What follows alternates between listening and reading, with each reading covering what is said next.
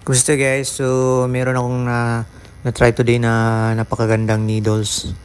So sa dami ng mga needle brands na aking nagamit na cartridge, I think this is the best cartridge na na-try ko so far. So umorder ako ng bag pin na 3RL nila. So sobrang ganda talaga siya guys, especially sa mga fine line.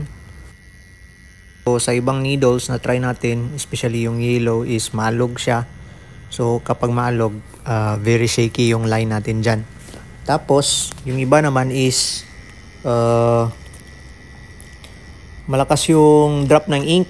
So pag drop ng ink na sobrang daming drop ng ink, I mean tumutulo yung ink kahit na dinidaskartihan mo siya para konti lang yung ink na lalabas, is hindi talaga siya ma-achieve natin. So pag sobrang dami yung nag-drop ng ink, is hindi natin nakikita yung tamang stencil guide na ating lilinyahan. So ang mangyayari dyan is very messy yung trabaho natin. So dito sa needles na to guys is very precise lang yung drop ng ink na lalabas. So hindi messy yung tattoo natin, especially sa mga maliliit na details. So kailangan talaga is malinis yung pagpasok ng ink para hindi mabura yung stencil at kitang-kita natin yung bawat linya nating gagawin. So I think this is the best cartridge needle na na-try ko for small piece or fine line guys. So yung quill, maganda sana yung quill guys, yung cartridge nila maganda, pero yung liner needles nila na try ko, today's batch nila is konti lang yung lalabas na ink. So yun din yung problem dun guys, walang ink masyadong lalabas, so hindi guguhit yung linya natin. Dito guys, saktong-sakto lang talaga yung paglabas ng ink. At very sharp siya guys, very sharp, na hindi napupunit yung balat. So swak na swak talaga sa bawat linya. At guys, pag stepling mo siya guys, sobrang pino talaga ng stepling. Like yung stepling na pag-shade natin guys using liner.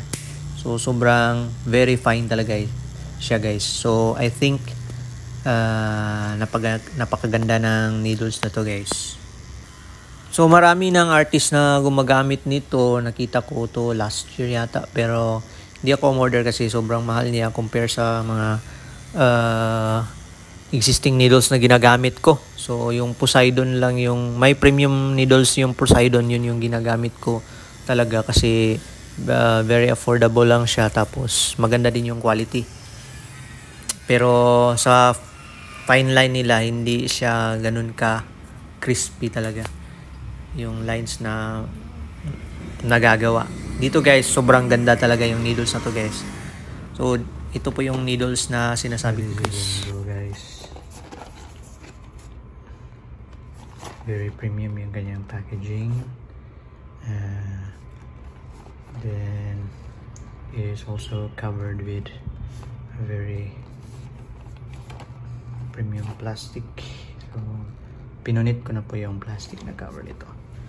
So very premium yung kanyang packaging guys.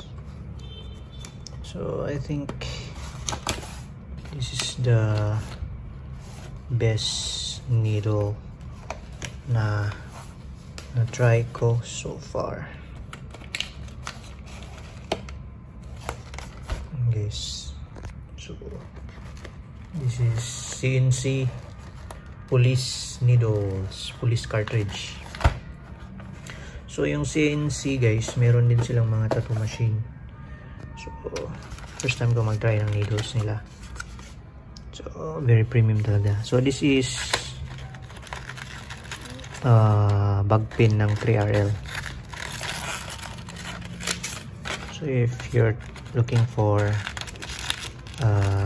best needles, ito na yun guys.